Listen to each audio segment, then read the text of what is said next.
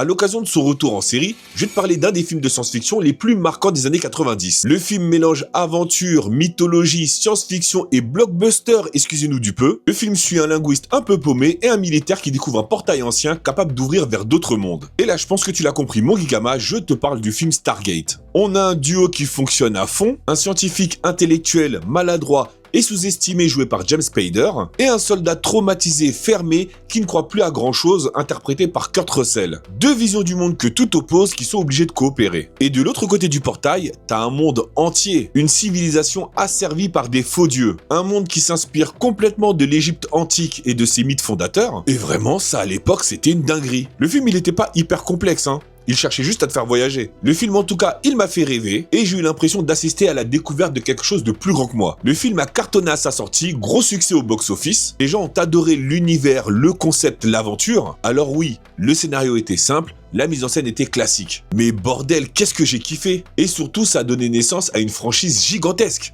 Le film Stargate, c'est très clairement un film fondateur. Du coup, dis-moi dans les commentaires si t'as préféré le film Stargate ou la série Stargate SG1. Et comme toujours, si t'as kiffé la vidéo, bah abonne-toi!